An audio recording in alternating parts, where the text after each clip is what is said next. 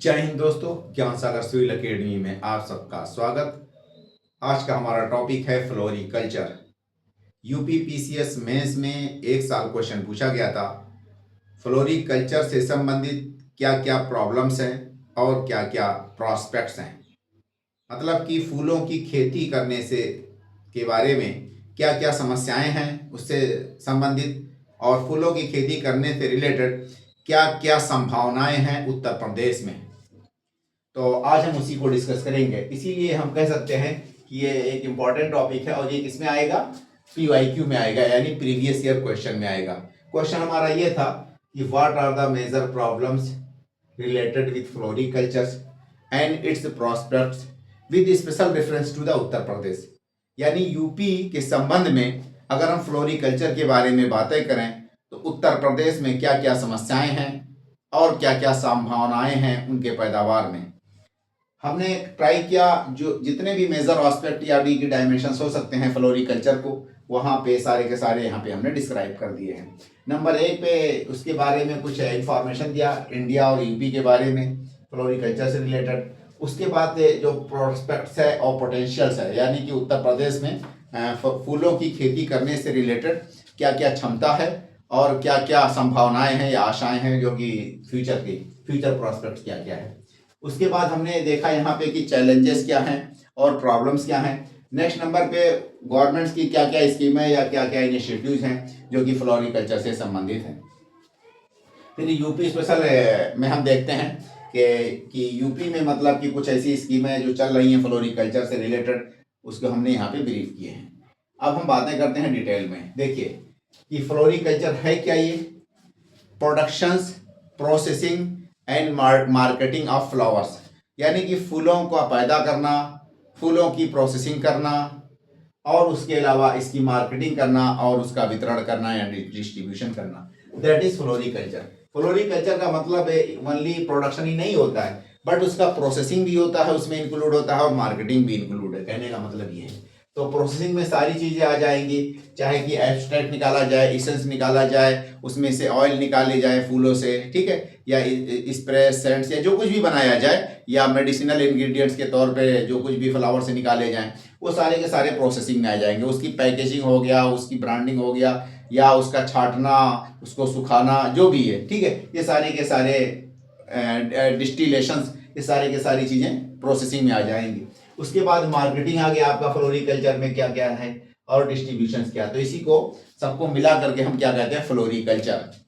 Next क्या है कि देखिए, पहले हम इंडिया के बारे में बातें करेंगे, उसके बाद यूपी के बारे में बात करेंगे। तो ये हमने पहले इंडिया के बारे में डिस्क्राइब कर दिया, सेकंड नंबर में हमने यूपी के बारे में बातें कर दी। यहाँ पे देखिए इंडिया की अगर हम बात करते हैं तो कुछ प्रमुख जो फूल्स हैं, फ्लावर्स हैं, इंडिया में पैदा होते हैं नेशनल लेवल पे, उनमें से ज़्यादातर हम कह सकते हैं कि एक तरह से कि रोज़ है, यानी कि गुलाब का फूल बहुत ज़्यादा सुप्रसिद्ध है और बहुत ज़्यादा मात्रा में पैदा होता है या पैदा किया जाता है इंडिया में। उसके बाद जो है ट्यूबेरोज, ट्यूबेरोज को हम रजनीगंधा कह सकते हैं। ट्यूबेरोज को क्या कह सकते हैं, ये भी इंपॉर्टेंट फूल है नेशनल लेवल पे, और ये भी बहुत भारी मात्रा में पैदा किया जाता है। उसके बाद आपका एंथूरियम, एंथूरियम भी एक बहुत ही इंपॉर्टेंट फूल है जो कि इंडिया लेवल पे पैदा किया जाता है। और उसके बाद जो है कार्नेशन, कार्नेशन का मतलब कि गुलनार, गुलनार भी एक इंपॉर्टेंट फूल है जो कि इंडिया लेवल पे पैदा किया जाता है। उसके बाद गेंदा फूल, जो कि गाना भी था गेंदा फूल के ऊपर, ससुराल गेंदा फूल। तो ये देखिए मैरी गोल्ड है, गेंदा फूल मतलब कि गेंदा, गेंदे का जो फूल होता है मैरी गोल्ड, ये बहुत ही ज़्यादा ओकेजन पे, जैसे कि आपका वर्शिप में यानी पूजा करते वक्त इसी को यूज़ किया जाता है। उसके अलावा माला जो पहनाया जाता है ये आपका गेंदे का ही मेनली होता है। With cultivation being carried both in open field and poly green houses. तो ये इंपॉर्टेंट फ्लावर्स हैं जो कि इंडिया लेवल पे पैदा किए जाते हैं। इसमें से कुछ फ्लावर मैंने मेंशन नहीं किया, जैसे कि लिली यानी कि चमेली जिसे कहते हैं, उसके आपका गुलदाउदी हो सकता है जो कि मखमल की तरह होता है। उसके अलावा गुड़हल हो गया, ये भी कुछ ऐसे इंपॉर्टेंट फूल है जो हमारे इंडिजिनस हैं, नेटिव हैं, जो इंडियन लेवल पे पैदा किए जाते हैं अलग अलग जगहों पे। तो देखिए इनमें से रोज हो गया, ट्यूबेरोज यानी रजनीगंधा हो गया, एंथूरियम हो गया, कार्नेशन यानी कि गुलनार, मैरीगोल्ड का मतलब कि गेंदा, और उसके अलावा आपका गुड़हल का फूल हो गया, आपका जो है ये क्या कहते हैं गुलदाउदी हो गया, चमेली हो गया, ये सारे के सारे फूल इंडिया लेवल पे पैदा किए जाते हैं। कुछ फूल आपके ओपन फील्ड में पैदा किए जाते हैं और कुछ आपके जो है पॉली हाउसेस या ग्रीन हाउसेस की मतलब से पोलोथीन वगैरह का घर बना करके, ठीक है, चैम्बर के तरह, और उसमें खेती की जाती है। ठीक है, लीडिंग प्रोड्यूसिंग स्टेट अगर इंडिया लेवल पे बात करें तो सदर्न स्टेट्स का मेजर रोल है नेशनल लेवल पे फूल के पैदावार में, जैसे कि आपका आंध्र प्रदेश, तमिलनाडु, मध्य प्रदेश, ये लीडिंग स्टेट है एट ए टाइम। ठीक है, और वेस्ट बंगाल भी इसी में कहीं ना कहीं रैंक में स्टैंड करता है। तो साउथ के जितने भी स्टेट्स हैं आपके, जैसे कि आंध्रा हो गया, तमिलनाडु हो गया, और आपका मध्य प्रदेश और वेस्ट बंगाल, ये मेनली 3-4 स्टेट्स पूरे इंडिया लेवल पे सबसे ज़्यादा रोल है इनका फूल के पैदा करने में। यूपी कहीं भी दूर दूर तक इसमें एग्जिस्ट नहीं करता। ठीक है, बट अगर हम यूपी के पॉइंट ऑफ व्यू से देखते हैं कि यूपी में कौन कौन से फूल पैदा किए जाते हैं और किस किस डिस्ट्रिक्ट में पैदा किए जाते हैं, तो नंबर 1 पे यहाँ पे देखिए रोज का मतलब कि गुलाब का फूल उत्तर प्रदेश में बहुत मात्रा में पैदा किया जाता है। उसके अलावा ट्यूबेरोज भी यूपी में बहुत ज़्यादा मात्रा में पैदा किया जाता है। फिर क्या है कि ग्लेडियोलस यानी स्वर्ण लिली भी कहते हैं, ग्लेडियोलस को क्या कहते हैं, स्वर्ण लिली भी कहते हैं, ये भी भारी मात्रा में। मैरीगोल्ड यानी गेंदे का फूल भी बहुत भारी मात्रा में उत्तर प्रदेश में पैदा होता है। उसके बाद जास्मीन यानी कि चमेली की भी बहुत भारी मात्रा में उत्तर प्रदेश में पैदा की जाती है। Are main commercial floriculture crops of Uttar Pradesh. Of state का मतलब यूपी, यूपी में जो मेजर फूल पैदा किए जाते हैं या कॉमर्शियल लेवल पे उनका कल्टीवेशन होता है, उसमें आपका रोज हो गया, ट्यूबेरोज हो गया, ग्लेडियोलस यानी कि स्वर्ण लिली, मैरीगोल्ड यानी कि गेंदे का फूल, जास्मीन यानी कि चमेली, ये मेजर फूल है। अगर हम डिस्ट्रिक्ट्स की बात करें, किन किन डिस्ट्रिक्ट्स में आपका फ्लावर्स की खेती बहुत भारी मात्रा में होती है या मेजर शेयर है उत्तर प्रदेश में, ठीक है, ओनली उत्तर प्रदेश की बात चल रही है। तो यूपी लेवल पे अगर हम देखते हैं किस किस डिस्ट्रिक्ट्स में फ्लावर की सबसे ज्यादा खेती होती है, तो उनमें नंबर 1 पे आपका वाराणसी है, इलाहाबाद है यानी प्रयागराज, आजमगढ़, जौनपुर, चंदौली डिस्ट्रिक्ट भी है आपका, सीतापुर है और गाजीपुर है। ठीक है, आप प्रोमिनेंट फ्लावर कल्टीवेटिंग डिस्ट्रिक्ट से, तो वाराणसी हो गया, प्रयागराज हो गया, आजमगढ़ हो गया, जौनपुर, चंदौली, सीतापुर, गाजीपुर, ये जो है इंपॉर्टेंट डिस्ट्रिक्ट्स हैं जहाँ पे ये फ्लावर्स की खेती होती है। उसके अलावा देखिए मिर्ज़ापुर में भी फ्लावर की खेती होती है, उन्नाव में भी होती है, और हापुड़ और ये जो अलीगढ़ बेल्ट है इधर भी बहुत जगहों पे फ्लावर्स की खेती होती है। ठीक है, तो पूरे यूपी में लमसम अलग अलग जगहों पे बहुत सारी जगहों पे खेतियां होती हैं, बट ये मेजर स्थान है जहाँ पे फ्लावर की खेती बहुत बड़े पैमाने पे होती है, उसकी ज़रूरत पड़ती रहती है लोगों को। अब हम चलते हैं, देखते हैं कि पोटेंशियल्स क्या है, प्रॉस्पेक्ट्स क्या है। यानी उत्तर प्रदेश में अगर हम ओनली फूलों की बात करें यूपी लेवल पे ही, तो यूपी में फूलों की पैदावार में क्या क्या संभावनाएं हैं और क्या क्या क्षमता है यूपी लेवल पे ही। तो नंबर 1 पे हमने सीक्वेंस वाइज सारे पॉइंट्स को यहाँ पे डिस्क्राइब किए। नंबर 1 पे हमने बताया यहाँ पे कि ये रिलीजियस साइट्स के बारे में, रिलीजियस और धार्मिक कल्चरल फैक्टर है। दूसरे नंबर में आपका सेंड एंड एरोमेटिक इंडस्ट्री बहुत ज़्यादा रोल प्ले करता है। तीसरे नंबर में आपका ये सेरेमोनियल ओकेजन एंड इवेंट्स वगैरह से रिलेटेड है। चौथे नंबर में आपका फूड एंड बेवरेज से रिलेटेड है। पाँचवें नंबर में आपका मेडिसिनल यूज़ है फ्लावर्स का। छठे नंबर में आपका हनी प्रोडक्शन यानी शहद की पैदावार। ये टोटल 6 पॉइंट्स हमने आपके सामने प्रस्तुत किए जो कि पोटेंशियल्स या प्रॉस्पेक्ट्स से रिलेटेड हैं उत्तर प्रदेश में फ्लावर्स के पैदा करने की अगर बात करते हैं। पहले नंबर में रिलीजियस साइट्स को मैंने यहाँ पे मेंशन किया है। तो देखिए जितने भी धर्म हैं सारे धर्म के मेजर रिलीजियस स्थान कहीं ना कहीं यूपी में आप देख सकते हैं। जैसे कि वाराणसी है, वहाँ पे आपका हिंदू धर्म और बौद्ध धर्म का सारनाथ, और हिंदू धर्म के लिए आपका काशी विश्वनाथ टेम्पल और घाट्स वगैरह। जैन धर्म का भी वहाँ पे स्थान है। तो इस तरह वाराणसी में 2 से 3 धर्म के मेजर स्थान हैं। तो और भी जैसे देखिए काशी है, ये भी बहुत इंडिया लेवल पे प्रसिद्ध है और बहुत सारे से जो है पिलग्रिम से डेली यहाँ पे विजिट करते रहते हैं, सालों साल विजिट करते हैं रहते हैं लोग। Ayodhya consecration of Ram temple, यानी कि राम टेम्पल बनने के बाद अयोध्या भी एक तरह से रिलीजियस टूरिज्म में बहुत बड़ा रोल प्ले कर रहा है और यहाँ पे भी बहुत ज़्यादा फ्लावर्स वगैरह की डिमांड रहती है। प्रयागराज में भी मेला लगता रहता है, इसलिए यहाँ पे भी या लोग स्नान करने कुंभ का मेला लगता है, या माघ मेला कह सकते हैं नॉर्मल दिनों में, नॉर्मल ईयर्स में। तो यही यानी कि ठंडियों में जनवरी फरवरी में माघ मेला लगता है। तो माघ मेले में भी लोग आकर के स्नान करते रहते हैं, इसलिए भी रिलीजियस साइट्स है। तो उत्तर प्रदेश में बहुत सारे धार्मिक स्थल हैं, बहुत सारे मज़ार हैं, बहुत सारे आपके बौद्ध धर्म के, जैन धर्म के भी स्थान हैं जहाँ पे फ्लावर्स की ज़रूरत पड़ती रहती है। देखिए फ्लावर्स के बारे में मैंने एक पॉइंट ये भी मेंशन किया कि flowers are sacred offering. During worship, पूजा के समय लोग फ्लावर को एक तरह से पेश करते हैं, प्रेजेंट करते हैं, जहाँ भी एक तरह से मन्नत मान करके उनको चढ़ावा चढ़ाते हैं। ठीक है, लोगों की अपना एक धार्मिक यकीन है, एक फेथ है, एक क्रीड्स है, एक भावना है, जो कि फ्लावर के थ्रू लोग अपनी पूरी करते हैं। और फ्लावर क्या है, वर्शिप के टाइम पे यानी पूजा के समय लोग ऑफर करते हैं, पे करते हैं। ठीक है, टू पे द होमेज, ये दिस सिंबलाइजिंग प्योरिटी। ये फ्लावर क्या है, एक तरह से प्योरिटी का सिंबल है। फ्लावर एक तरह से डिवोशन का सिंबल है एंड ब्लेसिंग, इसीलिए फ्लावर्स को ही प्रेजेंट किया जाता है या पेश किया जाता है जब भी पूजा अर्चना किया जाता है। ठीक है, तो ये इसका यूज बहुत ज्यादा है। It's a fragrance and colours and freshness make pilgrims a divine medium to connect with spiritual realm. और इस फूलों की देखिए गुणवत्ता होती है कि इसकी जो फ्रेगनेंस यानी कि इसका खुशबू, इसका पार्टिकुलर एक स्पेसिफिक किस्म का जो एरोमा होता है, जो सुगंध होता है इसका, और इसकी कलर जो कि लोगों के माइंड को फ्रेशनेस लाती है और सेल्टर मेंटली एक तरह से आपको प्योरीफाई करती है।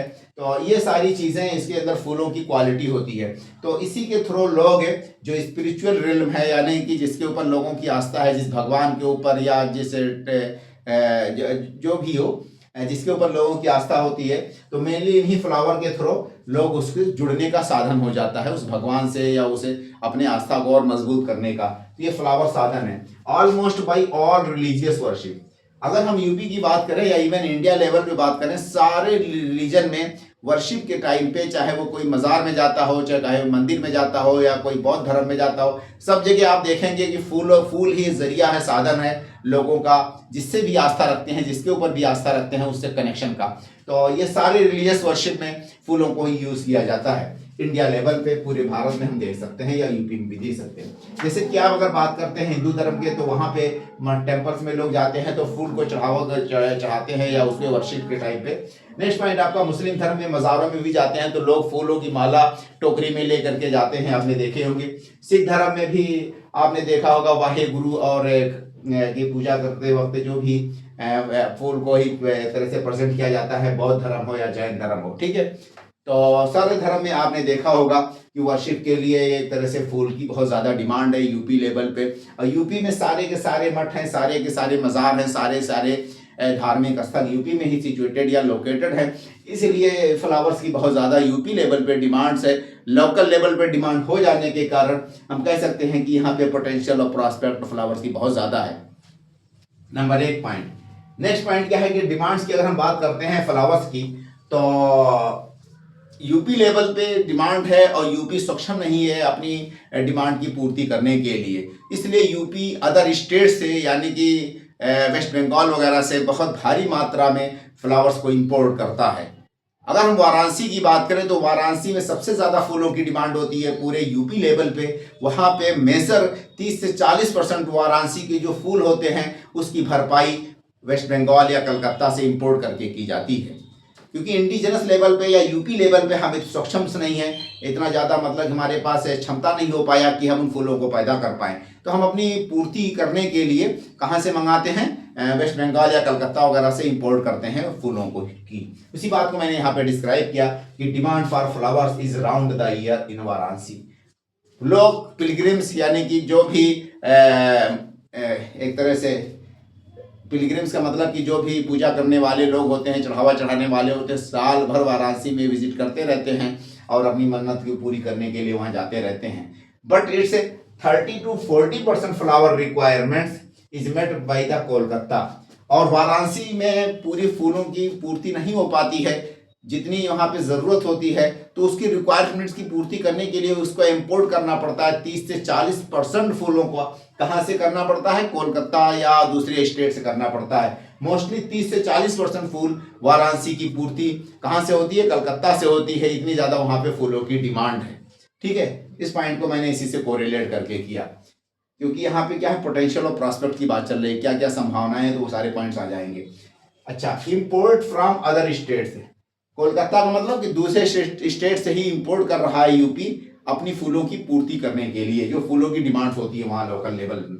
दूसरे नंबर में फूलों का बहुत महत्व है, बहुत ज़्यादा यूज़ है किसमें, सेंट बनाने में, सेंट यानी कि जो खुशबू तैयार करने में, एरोमेटिक इंडस्ट्री में, तो सेंट एंड एरोमेटिक इंडस्ट्री दूसरे नंबर का पॉइंट हो गया। इसमें देखते हैं कुछ पार्टिकुलर परफ्यूम जो है इंडस्ट्रीज बहुत ज़्यादा प्रसिद्ध हैं उत्तर प्रदेश में, जैसे कन्नौज का परफ्यूम यानी इतर जिसे कहते हैं। उसके अलावा जौनपुर में बहुत भारी मात्रा में बनाया जाता है अतर, और उसके अलावा गाजीपुर में। ये सब ट्रेडिशनल इंडस्ट्रीज हैं जहाँ पे डिस्टिलरीज लगी हुई हैं, और ये सालों साल नस्ल दर नस्ल जनरेशन दर जनरेशन ये लोग वहाँ पे सेंट स्प्रे परफ्यूम से बनाते चले आ रहे हैं। उसमें से 3 स्थान, नंबर 1 पे कन्नौज है, दूसरे नंबर में आपका जौनपुर है और आपका गाजीपुर है। फ्लावर एक तरह से रॉ मटेरियल के तौर पे इन सेंट्स को या एरोमेटिक इंडस्ट्री में यूज होते हैं, और बहुत भारी मात्रा में उसकी सालों साल डिमांड रहती है।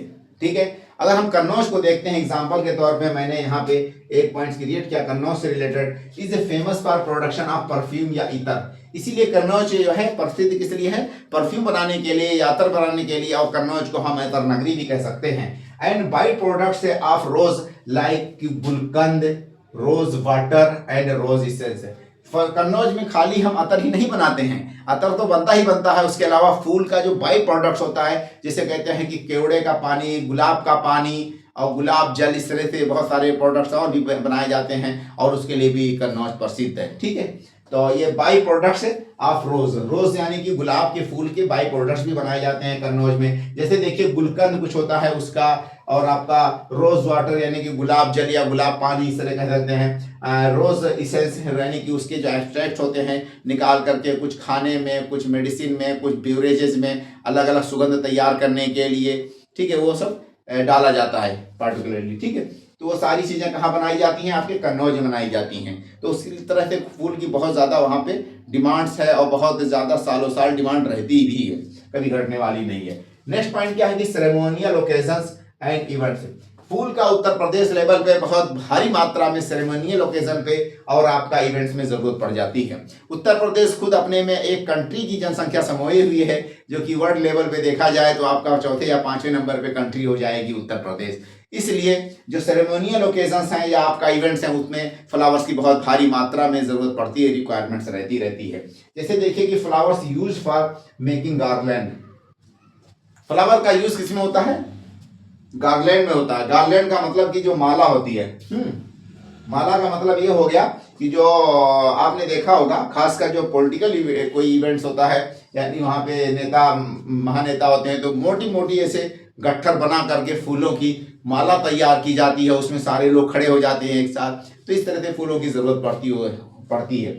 उसके अलावा पूरी डाइस को, पूरे स्टेज को फ्लावर से सजा दिया जाता है। जब कोई कॉन्फ्रेंस होता है या कोई मैरिज सेरेमनी होती है तो वहाँ पे, तो ये गार्लैंड यानी कि माला, गार्लैंड का मतलब माला, वो फ्लावर से ही बनता है। उसके अलावा बकेट है, यानी कि जो फ्लावर से एक तरह से गुलदस्ते बनाए जाते हैं, और जब भी कोई आदमी किसी को एक तरह जब मिलता है तो एक सिंबॉलिक तौर पे बकेट को पेश किया जाता है, मतलब कि ऐसे गुलदस्ता पेश किया जाता है फ्लावर्स का। तो ये सारे के सारे सिंबॉलिक चीजें होती हैं, बट उसका महत्व बहुत ज्यादा, बहुत भारी मात्रा में डिमांड भी है। डिकोरेशन के तौर पे भी फ्लावर्स का यूज होता है during political rallies. Political rallies का मतलब मैंने बताया वही जो माला वाला का इस तरह से सजाया जाता है, या एक बड़ी सी माला होती है उसमें सारे लोग खड़े हो जाते हैं, ठीक है, फिर फोटो सेशन चलता है। तो ये पॉलिटिकल रैलीज में फ्लावर का बहुत ज़्यादा रोल होता है, यूज़ होता है। उसके बाद जो है विनिंग सेलिब्रेशन, जब लोग एक दूसरे से, जब कोई यानी इवेंट्स होता है, कोई मैच, तो लोग जीतने के बाद भी फ्लावर का की ज़रूरत पड़ती है। उसके अलावा जब कोई कंपटीशन बीट कर सकता है तो भी यहाँ पे, तो विनिंग सेलिब्रेशन का मतलब किसी तरह का सक्सेसनेस जब हो जाता है इंसान का, ठीक है, तो कोई भी अचीवमेंट, कोई भी सक्सेस होता है, तो वहाँ पे भी फ्लावर्स के थ्रू ही हम अपनी मतलब कि हैप्पीनेस को या ग्लैंड्स को, प्लेजर को एक्सप्रेस करते हैं, ठीक है। तो ये एक तरह से विनिंग सेलिब्रेशन में भी फ्लावर का यूज हो गया। मैरिज सेरेमनीज में भी आपने देखा होगा कि दुल्हन को, दूल्हे को जो भी स्टेज या डाइज होता है उसको पूरे फ्लावर से लोग सजा देते हैं, ठीक है। तो ये मैरिज सेरेमनीज में भी बहुत ज़्यादा फ्लावर्स का यूज़ होता है। उसके अलावा फेस्टिवल लेवल पे भी आपने देखा होगा कि फ्लावर्स का बहुत ज़्यादा यूज़ होता है, बहुत ज़्यादा डिमांड्स होता है, बहुत ज़्यादा रिक्वायरमेंट्स होता है। और उसका कारण क्या, देखिए कि huge population of India resides in Uttar Pradesh. Uttar Pradesh में भारत की लगभग 70% जनसंख्या रहती है, इसीलिए फ्लावर्स का भी अलग अलग ओकेजन पे ज़रूरत पड़ती है, चाहे वो सोशियो कल्चरल फैक्टर्स हों, चाहे वो मैरिज सेरेमनी हो, चाहे वो पॉलिटिकल रैलीज एंड इवेंट्स हो, या आपका कोई कॉन्फ्रेंस हो, या कोई स्पोर्ट्स का इवेंट्स हो, उन सब में फ्लावर्स की ज़रूरत पड़ती रहती है। Hence demand for flowers remained round the year. और यही कारण है कि फ्लावर्स का डिमांड सालों साल बना रहता है, कभी भी घटने वाला चीज नहीं है ये। तो while UP meets its demand by import from other state, Uttar Pradesh में ये अलग बात है कि डिमांड तो रहती है सालों साल फूल की, बस अपनी पूर्ति उत्तर प्रदेश इंपोर्ट करता है दूसरे स्टेट से, खासकर वेस्ट बंगाल वगैरह से, और वहां से फ्लावर्स को मंगा करके पूरी पूर्ति की जाती है। फ्लावर्स का एक बहुत इंपॉर्टेंट यूज क्या है कि ये फूड्स में यानी कि खाना बनाने में उसका इसेंस यानी कि जो उसका जैसे केवड़ा का पानी है ना, तो इस तरह से गुलाब जल, केवड़ा का पानी, बहुत सारी चीजें आती हैं जो कि अर्क जिसे कहते हैं, अर्क है ना, इसेंस यानी अर्क एब्स्ट्रैक्ट्स है, तो एब्स्ट्रैक्ट्स वगैरह डाला जाता है। तो इसका फूड वगैरह में भी यूज होता है, बेवरेजेस में एक पार्टिकुलर जो है सुगंध क्रिएट करने के लिए जो भी पीने वाले एक तरह लिकर्स हैं सारे में यूज किए जाते हैं।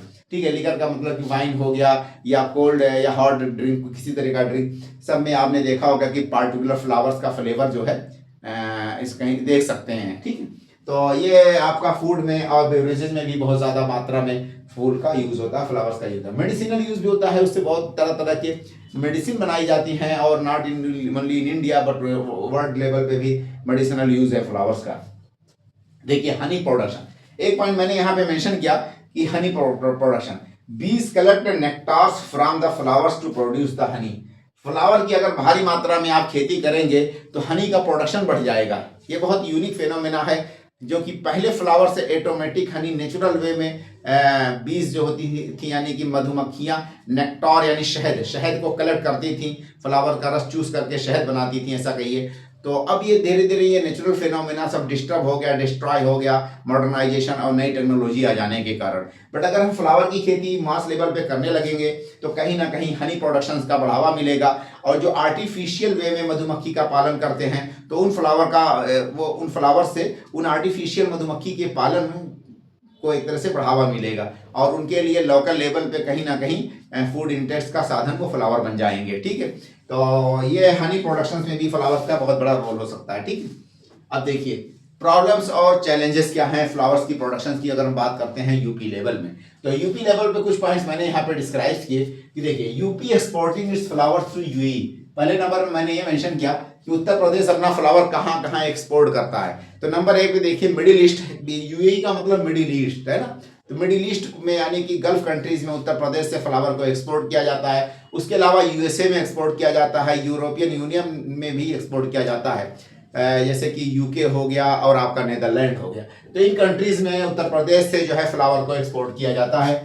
और यूपी जो है face stiff competition from African flower से उत्तर प्रदेश को बहुत tough competition which occupied European markets. अगर हम यूरोप की बात करते हैं तो वहाँ पे सारा का सारा मार्केट कैप्चर किसने कर रखा है, जो अफ्रीकन फ्लावर्स हैं। तो अफ्रीकन कंट्रीज बहुत भारी मात्रा में फ्लावर का एक्सपोर्ट करती हैं यूरोप में, और पूरे मार्केट पे कब्जा कर रखा है। और उत्तर प्रदेश से अगर हम फ्लावर्स को एक्सपोर्ट करते हैं तो हमको बहुत टफ कंपटीशन मिलता है, किससे, उन अफ्रीकन फ्लावर्स से। ठीक है, क्योंकि उन लोगों ने ऑलरेडी मार्केट पे कब्जा कर रखा है, तो इसीलिए हमारे लिए वाइल इनसाइड इंडिया, अगर आप इंडिया की बात करते हैं, अभी हमने एक्सपोर्ट पे वर्ल्ड लेवल पे बात किया पहले नंबर पे, तो वर्ल्ड लेवल पे अगर हम कहाँ कहाँ एक्सपोर्ट करते हैं, नंबर 1 में मैंने बताया मिडिल ईस्ट हो गया, जैसे कि यूएई हो गया, और यूरोपियन यूनियन हो गया, जैसे कि आपका या यूरोप कहिए, यूरोप है, यूरोप में आपका यूके हो गया और नेदरलैंड हो गया और यूएसए वगैरह। ठीक है, तो वेस्टर्न कंट्रीज या डेवलप कंट्रीज या मिडिल ईस्ट कंट्रीज में हम फ्लावर का एक्सपोर्ट करते हैं। अगर हमें यूरोप की बात करें तो यूरोप में हमको बहुत टफ कंपटीशन देते हैं, कौन, ये जो आपका अफ्रीकन कंट्रीज से जो फ्लावर एक्सपोर्ट किए जाते हैं, तो हमारे लिए बहुत चैलेंजिंग टास्क है। इस तरह से हमारे लिए समस्याएं में आ जाएंगी। ये चैलेंजिंग टास्क है, हमको बहुत टफ कंपटीशन मिल रहा है, क्योंकि ऑलरेडी उनका मार्केट पे पूरे कब्जा है यूरोप पे। ठीक है, जो अफ्रीकन फ्लावर्स होते हैं उनका मार्केट पे कब्जा है। अगर हम इंडिया लेवल पे खाली बात करते हैं, इंडिया के जो स्टेट्स हैं आपस में यूपी का कंपैरिजन करते हैं, तो इस कॉन्टेक्स्ट में हम क्या देखते हैं कि जो सदर्न स्टेट्स हैं और वेस्ट बंगाल और एमपी, इन चारों पांचों स्टेट्स का पूरे इंडिया के मार्केट पे कब्जा कर रखा है इन लोगों ने, जिसमें से आपका आंध्रा हो गया, तमिलनाडु हो गया, और आपका एमपी हो गया, वेस्ट बंगाल हो गया, इवन की कर्नाटका भी है। तो ये 4-5 स्टेट का पूरे इंडिया के मार्केट में फ्लावर में कब्जा है, और यही मेजर प्रोड्यूसर्स भी हैं फ्लावर्स का। इवन कि यूपी अपनी जो डिमांड मैंने यहाँ पे मेंशन किया कि फ्लावर एक्सपोर्ट करती है दूसरी जगहों से। यूपी में सबसे ज्यादा फ्लावर का कंजम्पशन या यूज कहाँ पे होता है? वाराणसी में होता है। और वाराणसी की जो पूर्ति होती है वो आपका कलकत्ता के 30 से 40% फ्लावर से होती है। इस तरह से उत्तर प्रदेश खुद अपने में एक चैलेंजिंग टास्क है और बहुत टफ कॉम्पिटिशन है और फ्लावर्स का मार्केट में पहले से किसी दूसरे का कब्जा है। While inside India, flower market is dominated by southern state. Southern state का like say Andhra Pradesh, Tamil Nadu, Karnataka and also by West Bengal and MP. ठीक है, तो इन ऐसे बहुत ही टफ कंपटीशन यूपी को मिल रहा है क्योंकि इन लोगों का मार्केट पूरे इंडिया लेवल पे कब्जा है। ठीक, इवन की यूपी के फ्लावर्स में भी कब्जा है। सेकंड पॉइंट मैंने यहाँ पे डिस्कस कर दिया, नोट नंबर 1। नोट नंबर 1 का मतलब कि demand for flower is round the year in Varanasi but 30 से 40% flower requirement is met by the Kolkata. तो सेकंड नंबर की फ्लावर की पॉइंट ऑफ व्यू से चैलेंजेस में या प्रॉब्लम्स में ये पॉइंट आ जा रहा है कि उत्तर प्रदेश में फ्लावर की डिमांड ज्यादा है और सप्लाई कम है लोकल लेवल पे, या लोकल लेवल पे प्रोडक्शन कम है। तो लोकल लेवल पे प्रोडक्शन कम हो रहा है उत्तर प्रदेश में, तो हम अपनी सप्लाई की डिमांड्स की पूर्ति कहाँ से कर रहे हैं? इंपोर्ट करके कर रहे हैं। तो ये हमारे लिए एक तरह से चैलेंज या प्रॉब्लम या समस्या में आ जाएगा ये पॉइंट। तो ये सेकंड नंबर का पॉइंट मैंने यहाँ पे मेंशन कर दिया। नोट नंबर 1 का मतलब ये वाला नोट जो है, ठीक है, ये वाला नोट आपका नोट नंबर 1 हो जाएगा यहाँ पे। नेक्स्ट नंबर, तीसरे नंबर का पॉइंट मैंने यहाँ पे मेंशन किया है कि देखिए ये अलग बात है कि यूपी में 9 तरह के एग्रो क्लाइमेटिक जोन्स हैं। कितने तरह के हैं? 9 एग्रो क्लाइमेटिक जोन को में हम यूपी को, और बहुत तरह का जोग्राफिकल सुटेबिलिटी भी उत्तर प्रदेश में फ्लावर के प्रोडक्शंस में, और बट डिपेंड्स ऑन इंपोर्ट। उसके बावजूद भी हम किस पे निर्भर हैं? दूसरी स्टेट्स पे निर्भर हैं फ्लावर्स पे। ये अलग बात है कि although UP has 9 agro climatic zones and possesses geographical suitability for cultivation or several type of the flower। ये अलग बात है कि उत्तर प्रदेश में 9 तरह के यानी 9 टाइप्स जो है एग्रो क्लाइमेटिक जोन्स हैं, और हर तरह का जो जोग्राफिकल सुटेबिलिटी है यानी कि आपका भौगोलिक संभावनाएं या सुविधाएं उत्तर प्रदेश में अवेलेबल हैं डिफरेंट तरह के फ्लावर्स के पैदा करने के लिए यूपी को। उसके बावजूद भी हम फ्लावर को उस लेवल पे पैदा नहीं कर पाते जितना हमारे यहाँ डिमांड है, और हम अपनी डिमांड की पूर्ति या मांग की पूर्ति कहाँ से करते हैं? दूसरे स्टेट से इंपोर्ट करके करते हैं, आयात करके करते हैं।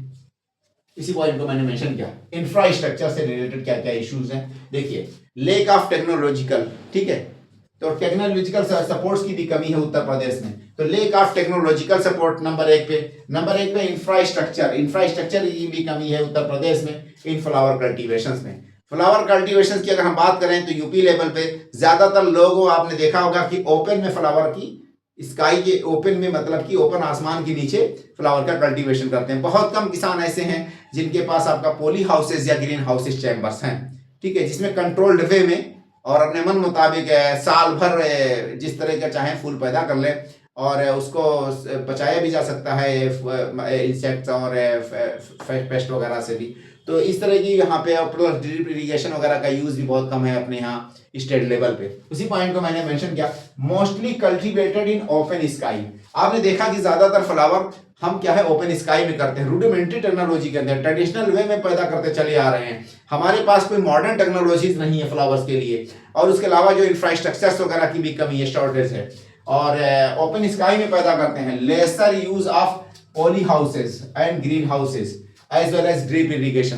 ड्रिप इरिगेशन भी बहुत ज्यादा आपका प्रचलन में नहीं है, और किसान इतने ज्यादा स्ट्रांग नहीं होते हैं, बहुत ही मझौले और छोटे जो किसान होते हैं, मार्जिनल और स्मॉल फार्मर, वही मेनली ये फ्लावर्स के पैदावार में इन्वॉल्व होते हैं, जिसके कारण उनके पास उतनी भर्ती नहीं होती कि इसकी भरपाई कर पाए।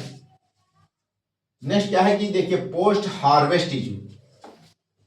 फ्लावर पैदा करने की अगर हम बात करते हैं तो फ्लावर की जो प्लकिंग हो जाती है उसको तोड़ने के बाद उसको प्रिजर्व करना, स्टोर करना और उसको सप्लाई करना मार्केट तक, वो खराब ना होने पाए, क्योंकि वो पेरिशेबल गुड्स में आता है। किसमें आता है? पेरिशेबल, बहुत आसानी से बहुत कम टाइम में खराब हो जाता है। तो उसका प्रोडक्शन करने में तो खुद ही बहुत ज्यादा समस्या है ही, उसके अलावा उसको प्रिजर्वेशन के लिए प्रॉपर इंफ्रास्ट्रक्चर चाहिए, टेक्नोलॉजी चाहिए, टेक्नोलॉजिकल सपोर्ट चाहिए। देखिए डिफिकल्टीज इन आपका जो है preservation, storage and fragmented supply chain system. ठीक है। ये सारी की सारी समस्याएं हैं, मतलब कि जो सप्लाई चेन है वो बहुत ज्यादा टूटा हुआ बिखरा हुआ है, उसका प्रॉपर एप्लीकेशन नहीं है। तो फ्रेगमेंटेड सप्लाई चेन सिस्टम से, फ्रेगमेंटेड सप्लाई चेन सिस्टम का मतलब क्या होता है कि टूटा बिखरा हुआ है सप्लाई चेन सिस्टम, प्रॉपर कोई कनेक्टिविटी नहीं है, कोई क्लस्टर का ऐसा प्रॉपर सिस्टम नहीं है। ये सारी की सारी समस्याएं आप देख सकते हैं यूपी लेवल पे फ्लावर के पैदा करने में। उसके अलावा एब्सेंस ऑफ मल्टीपल यूसेस, आपने देखा होगा कि फ्लावर्स को जब ये सेरेमोनियल ओकेजन्स पे या फेस्टिवल से पे या किसी मंदिर में आपने देखा होगा कि फ्लावर को लोग चढ़ाने के बाद उसको डस्टबिन में ले जाकर के फेंक दिया जाता है। उन फ्लावर्स का रीयूज किया जा सकता है, चाहे वो मज़ार पे हो, चाहे मंदिर पे हो, चाहे वो सेरेमोनियल ओकेजन हो, उसको फेंक ना करके उसको ले जा करके दोबारा प्रोसेस करके उससे इसेंस निकाला जा सकता है, अतर या ऑयल, ठीक है, फ्लावर ऑयल या स्प्रे या परफ्यूम बनाया जा सकता है। बट इस तरह की प्रैक्टिस अपने यहाँ नहीं है, ठीक है। तो उसका रीयूज करने की बात मैंने यहाँ पे मेंशन की है कि एब्सेंस ऑफ रीयूज या मल्टीपल यूजेस ऑफ फ्लावर्स, ठीक है। देखिए, flowers after religious and ceremonial use can be reused for extracting oil. Flower को जब हम मान के चलिए किसी मंदिर में या आपका मज़ार पे जब फ्लावर को चढ़ाते हैं तो उस फ्लावर कहीं ना कहीं दोबारा वहां से वो डस्टबिन में ना फेंक करके उसको दोबारा लाया जाए, या कोई माला बनाई गई किसी सेरेमनी में, किसी शादी की पार्टी में, और उसको लोग क्या है बच्चे खेल डालते हैं, तोड़ ताड़ के फेंक देते हैं या डस्टबिन में फेंक दिया जाता है। तो उसको दोबारा ला करके और इन्हीं फैक्ट्रियों को सप्लाई किया जाए ताकि वो उसको धुल करके और साफ करके सुखा करके उससे दोबारा वो निकाला जाए, यानी कि सेंट हो गया, स्प्रे हो गया, परफ्यूम हो गया या ऑयल हो गया, निकाले जा सकते हैं, या बेसिक इंग्रेडिएंट्स जो कि आपका कॉमर्शियल लेवल पे यूजेबल हो, ठीक है। तो उसका दोबारा यूज होना चाहिए, कहने का मतलब ये है। तो सेरेमोनियल यूज के लिए can be reused for extracting oil, उसका दोबारा यूज हो सकता है ऑयल निकालने के लिए, इसेंस निकालने के लिए, यानी उसका जो मग्ज होता है या जो उसका क्या कहेंगे, and pharma ingredients, pharma ingredients का मतलब कि दवाइयों के लिए भी यूज हो सकता है, ठीक है।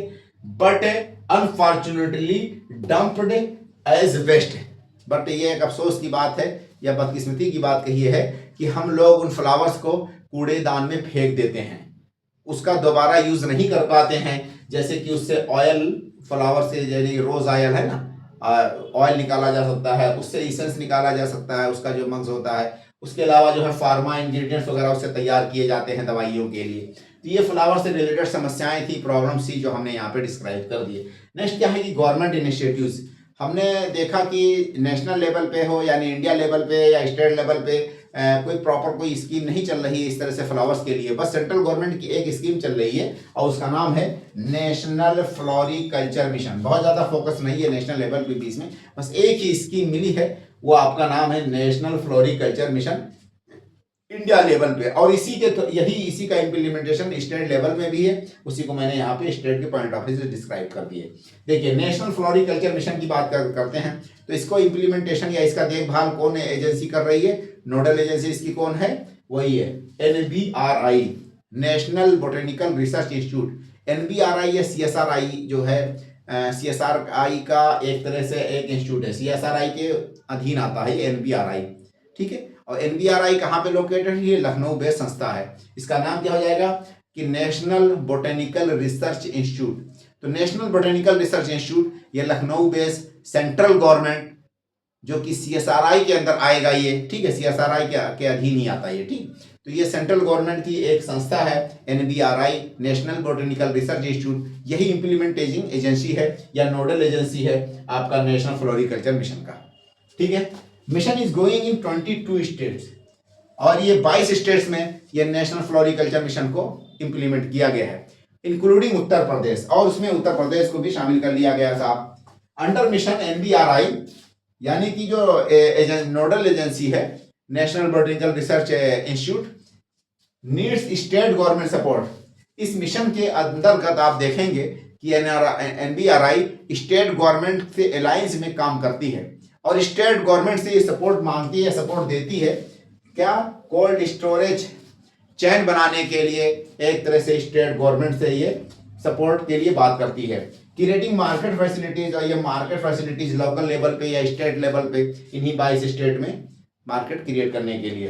Reaching out to the farmer, और फार्मर्स तक ये पहुंचती है इसके अंतर्गत। And to give technical assistance and supports and give demos, ठीक है। ये सारा कार्य NBRI करती है, स्टेट के अलायंस में करती है, स्टेट गवर्नमेंट्स के कोलैबोरेशन में करती है, इंक्लूडिंग उत्तर प्रदेश। ठीक है। अगर हम यूपी के पॉइंट ऑफ व्यू से देखते हैं तो इस मिशन के में क्या क्या मतलब यूपी में हो रहा है इस मिशन से रिलेटेड। तो in UP floriculture has been promoted for 20 cluster. ठीक है।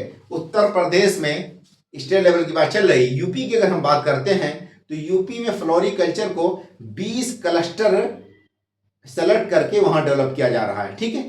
कहां पे? प्रमोटेड थ्रू 20 क्लस्टर, 20 क्लस्टर में उत्तर प्रदेश में फ्लोरिकल्चर को प्रमोट किया जा रहा है, डेवलप किया जा रहा है। नंबर 1, NBRI यानी कि National Botanical Research Institute prepared या preparing road map for floriculture corridors in Uttar Pradesh. Uttar Pradesh में फ्लोरिकल्चर यानी फ्लावर के पैदावार के लिए फ्लावर कॉरिडोर बनाया जा रहा है। फूल कॉरिडोर उत्तर प्रदेश में बनाया जा रहा है या फ्लावर कॉरिडोर बनाया जा रहा है। किसके सहायता से? आपका NBRI के सहायता से, या ये प्लान पॉलिसी लेवल पे यही वर्क कर रही है, या टेक्निकल सपोर्ट यही दे रही है आपका, या नॉलेज पार्टनर के तौर पे यही कार्य कर रही है NBRI यानी नेशनल बोटेनिकल रिसर्च इंस्टीट्यूट, जो कि लखनऊ बेस्ड संस्था है। और किसके अंदर कार्य कर रही है? ये इसी मिशन के अंदर का सपोर्ट दे रही है आपको। ठीक है। अच्छा, दैट कनेक्टिंग या कंप्राइजेस लखनऊ, वाराणसी, अयोध्या। तो ये जो फ्लोरिकल्चर कॉरिडोर उत्तर प्रदेश में बन रहा है वो कहाँ कहाँ बनेगा? लखनऊ, अयोध्या एंड वाराणसी। तो लखनऊ को अयोध्या से, अयोध्या को वाराणसी से, तो कोई लाइन नहीं बनेगा, बट ये समझिए कि इन एरियाज में टारगेट किया जाएगा कि इसको कनेक्ट किया जाए। मतलब चाहे सप्लाई चेन का मामला हो, चाहे यहाँ पे लोकल प्रोडक्शन हो, तो प्रोडक्शन और सप्लाई चेन को आपस में जोड़ा जाएगा और एक बेल्ट क्रिएट किया जाएगा, फ्लावर बेल्ट या फ्लावर कॉरिडोर, जो कि एपी सेंटर कहाँ पे होगा या नोड्स कहाँ कहाँ होंगे? लखनऊ में होंगे, अयोध्या में होंगे, वाराणसी में होंगे। ठीक है। और इसका नाम दे दिया फ्लोरिकल्चर कॉरिडोर इन उत्तर प्रदेश। ये कौन कर रहा काम? इसी मिशन के अंतर्गत आपका NBRI कार्य कर रही है इसके लिए। और ये एक्चुअल में 2022 तक ही ये था आपका फ्लोरिकल्चर कॉरिडोर जो बनाने की बात है, 2022 तक बन करके प्रिपेयर्ड हो जाना चाहिए था, बट इसके बारे में दोबारा न्यूज़ नहीं आई। ठीक है। तो बस मैंने यहाँ पे डिस्क्राइब कर दिया ताकि आपको लिखने में समझने में आसानी हो।